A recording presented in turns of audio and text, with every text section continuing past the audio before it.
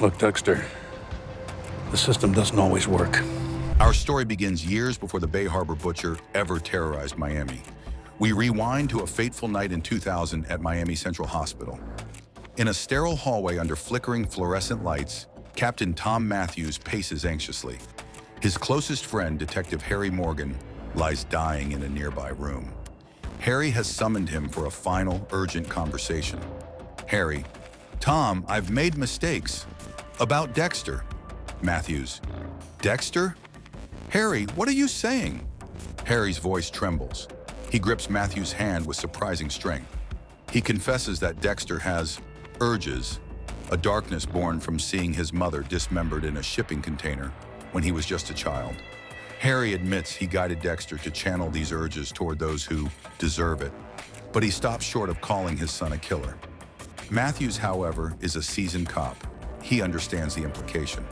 With tears in his eyes, Harry makes Matthews promise to look after Dexter and Debra. Harry: "Protect them, Tom, whatever it takes." Matthews can barely process the burden being passed to him. Harry dies that very night, leaving Matthews clutching a secret that could destroy his friend's legacy and wreck the lives of Harry's two children. From that moment on, Captain Tom Matthews becomes a silent guardian. He covers up the exact nature of Harry's death, masking his suicide as heart failure, to spare the children further pain.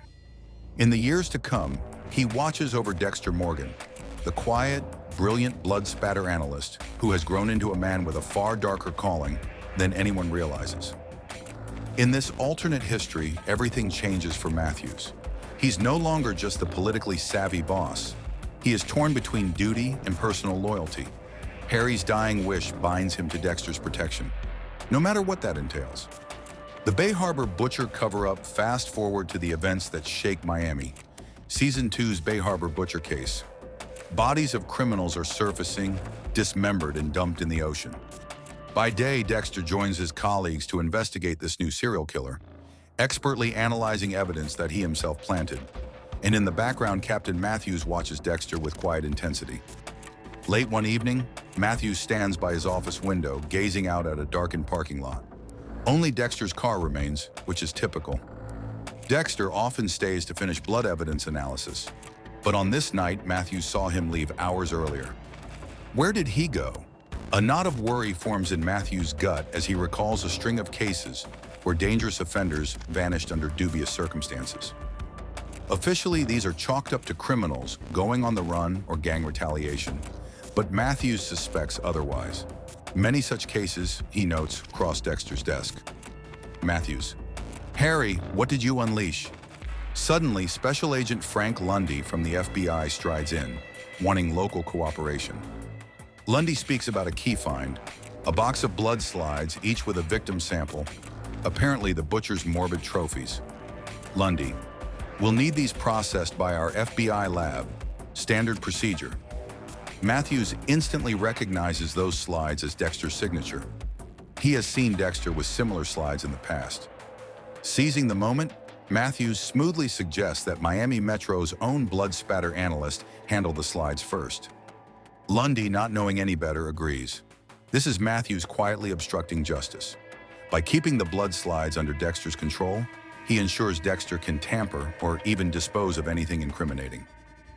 That night, Dexter loses one slide, subtly undermining Lundy's entire case. Matthews notices and says nothing. This is the first concrete sign that the captain may be shielding Dexter. Doakes in the crosshairs. As the butcher investigation ramps up, Sergeant James Doakes becomes more suspicious of Dexter. Matthews sees Doakes' hostility growing. In private, he warns Doakes off. Matthews: "That lab geek you're going after has helped solve countless cases. Focus on the butcher instead of harassing a fellow cop." Doakes keeps investigating Dexter on his own. Eventually, he finds Dexter's hidden collection of blood slides, proof of Dexter's crimes, and Dexter ends up imprisoning him in a remote cabin. Lila Tournay, an unstable acquaintance of Dexter's, eventually blows up the cabin with Doakes inside, killing him and framing him as the Bay Harbor butcher in one horrific swoop. A press conference is held. Matthews announces that Doakes was apparently the butcher and died in the explosion. Cameras flash. capturing Matthews' somber demeanor. Inside, Matthews is racked with guilt. Later alone, he stands before Doakes' photo, posted on a departmental remembrance board. Matthews: "I'm sorry, James. I wish I could have stopped it." He lifts the photo gently. "But if it wasn't you, it would have been Dexter." This is where Matthews compromises his ethics. He knows Doakes is innocent, yet he allows his name to go down in infamy. By protecting Dexter this way, he becomes complicit in covering up an innocent man's death. When Dexter later thanks him, Matthews forces a guarded smile. Matthews: "Just doing my job." But he can't quite meet Dexter's eyes. Now both men have crossed a line. Dexter believes he escaped on his own. He doesn't realize that Matthews is actively sheltering him. Matthews, meanwhile, has sacrificed an innocent cop's reputation, something that will haunt him. Years of suspicion and subtle protection. After the Bay Harbor butcher case is solved, Miami Metro resumes its normal routine. But Matthews never stops keeping tabs on Dexter. He's also mindful of Debra Morgan, Harry's daughter, ensuring her rapid promotion in the department. Officially, it's because she's talented. Privately, Matthews is honoring Harry's wish to watch over her and keep the Morgan siblings close. Over the years, Matthews discreetly pieces together patterns: criminals who inexplicably vanish, the repeated traces of an immobilizing agent in autopsies, and other anomalies that always circle back, in some form, to Dexter. A part of him rationalizes that Dexter's vigilantism keeps the city safer, consistent with what Harry hinted at. But he also wrestles with guilt, unsure if he's enabling a monster or fulfilling a father's wish. The call girl scandal. While Matthews is busy protecting Dexter's secret, his own career takes a hit. A young call girl from a private club he frequents is found dead from an overdose, and Lieutenant Maria Laguerta uncovers his connection. She forces Matthews into early retirement to protect her own reputation, giving him little choice but to leave quietly. Matthews: "After everything I've done, fine. You want me gone? I'm gone." He clears his desk, throws one last look toward Dexter's empty lab in Debra's office, and wonders who will look after them now. For the first time since Harry's death, Dexter loses the man who quietly looked out for him from the top of the chain of command. This marks a turning point. Without Matthews to shield him, Dexter faces new threats. Debra, freshly promoted to lieutenant, begins to grow suspicious of her brother. Quinn and others in the department start noticing Dexter's oddities, and Dexter himself slips up, exposing his darkness to someone dangerously close. Meanwhile, Matthews retreats to a lonely boat slip in a marina, believing he no longer needs to police Dexter's secret. Soon enough, he'll learn he's wrong. Laguerta is on the verge of uncovering everything. Laguerta's suspicion, the trap tightens. Months into retirement, Matthews is on his boat, Ocean Master, nursing a scotch and staring at Miami's skyline under the scorching sun. Into this uneasy peace steps Maria Laguerta, the same woman responsible for his retirement. She arrives on the dock looking determined. Laguerta confides her theory: the Bay Harbor butcher is still out there, and she believes it's Dexter Morgan. She has evidence: a stray blood slide from a murder scene that points to Dexter's involvement, the recollections of Sergeant Doakes and his prior suspicions, Dexter's connection to Brian Moser, the ice truck killer, and more.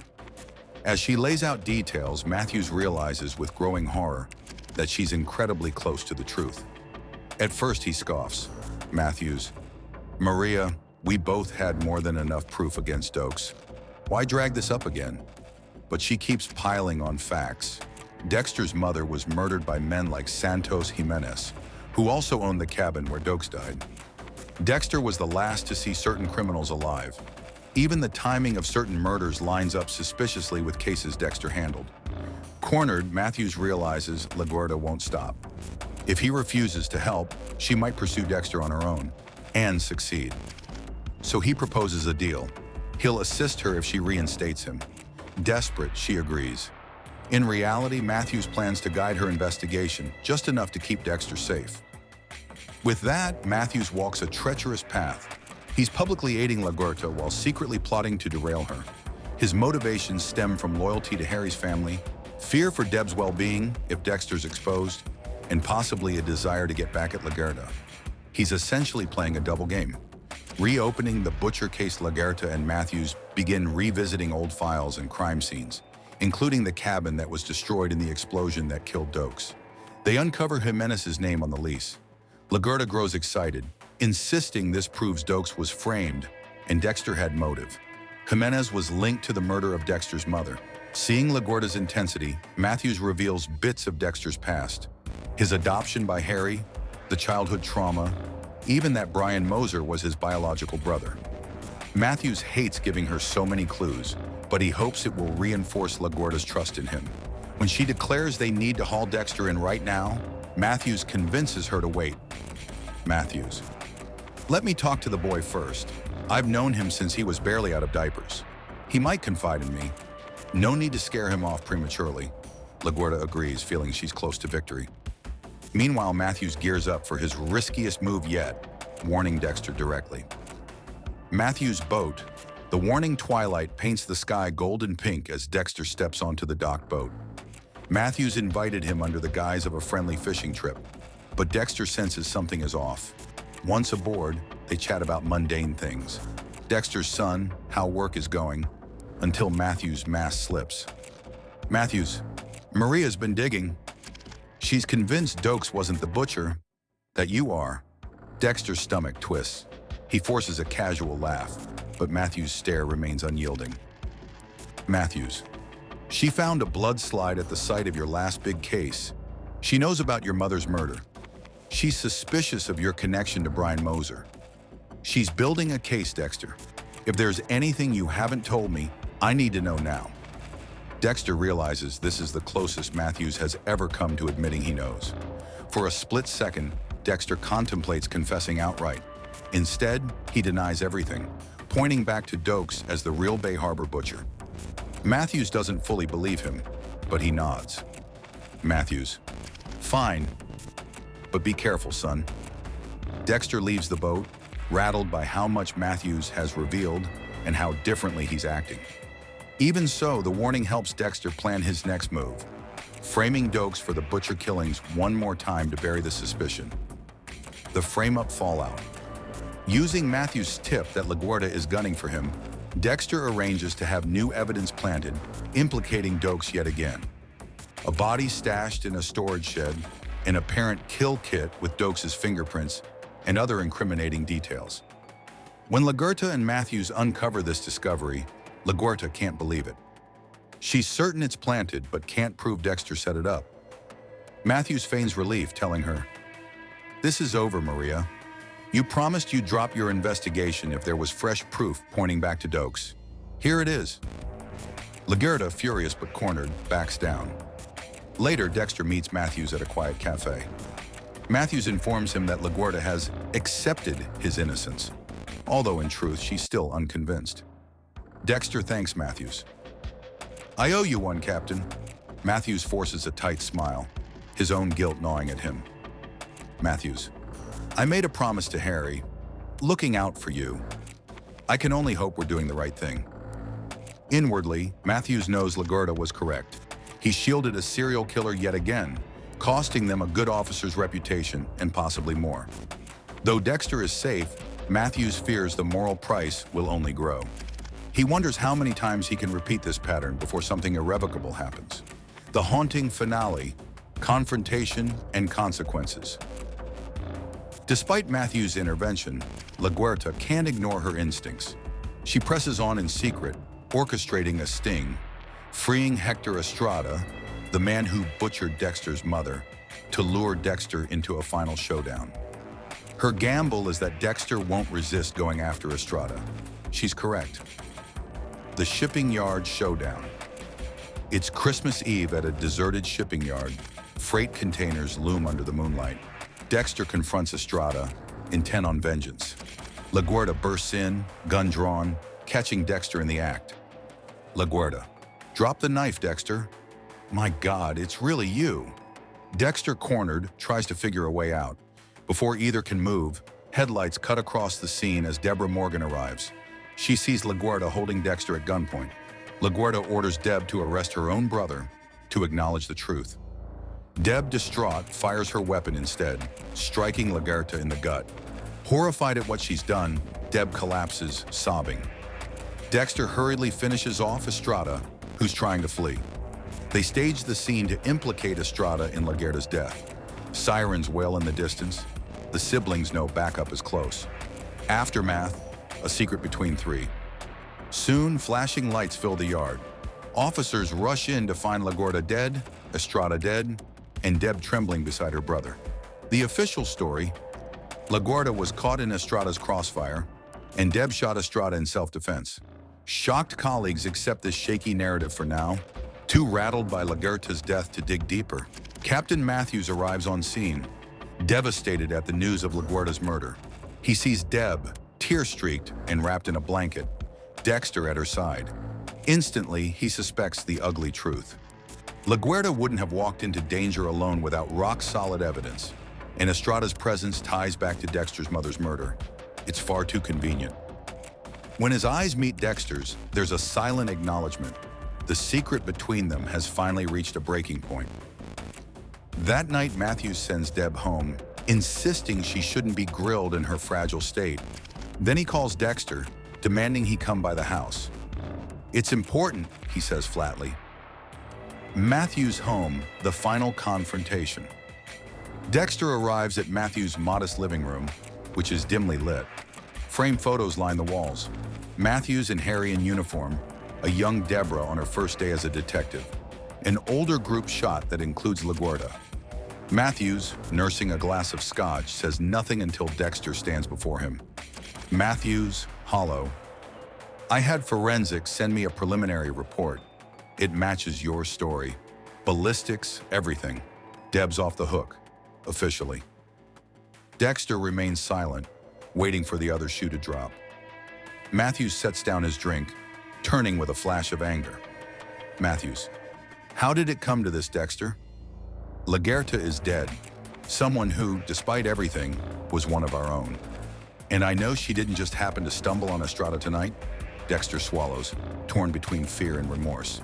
He begins to speak, but Matthews holds up a trembling hand. Matthews: "All these years, I prayed I was wrong about you. I told myself you only took out scum, human garbage nobody would miss. But Maria, she wasn't some lowlife. She was an innocent. And now Debra, Harry's daughter, is an accomplice to murder. This is exactly what Harry feared most." Dexter looks stricken. In a soft, pained voice, he admits, "I never wanted this, but she was going to destroy Debra to get to me." Matthews squeezes his eyes shut at the mention of Deb's name, pained to realize that everything they tried to prevent has happened. Then he steels himself. "Matthews, this ends now. I'm going to bury what really happened tonight. I'll protect Debra from any legal blowback. The official story stands. Estrada shot Laguerta. Deb shot Estrada. Case closed. But after that," he fixes Dexter with a grief-stricken stare. "I can't keep doing this. I kept my promise to Harry as best I could. But look at what it's cost everyone." He gestures at a photo of Harry, then to one of Laguerta. Dexter's eyes burn with emotion. He realizes that Tom Matthews, this man who once felt like family, is at the end of his rope. "After this, I'll go. You won't have to worry about me anymore." Matthews studies him, tears threatening to break. He rests a hand on Dexter's shoulder. "For Deb's sake, for Harry's sake, find a way out of this. Leave Miami, stop, whatever it takes. Because if this continues, you'll drag her down, and everything we've sacrificed will be for nothing." Dexter nods, overwhelmed by guilt and gratitude. He says, "Thank you for everything." And Matthews gives a faint nod. Without another word, Dexter walks out into the night, leaving the older man alone with his regrets. And so the secret stands fully revealed between them. Captain Matthews, once the silent guardian, has drawn a final line. Laguerta is dead, Debra is forever changed, and Matthews is left holding a guilt that may never fade. Dexter sets off, uncertain of his future. No one emerges unscathed. It's a resolution that satisfies the lingering question of how much Matthews really knew, yet it underscores the profound damage Dexter's secret inflicted on all involved. Captain Matthews, bound by a promise to Harry, shielded Dexter at every turn, until even he couldn't ignore the consequences. In this alternate path, there is no easy victory, only the grim reality of moral compromises that destroy careers, friendships, and the lives of those caught in the fallout.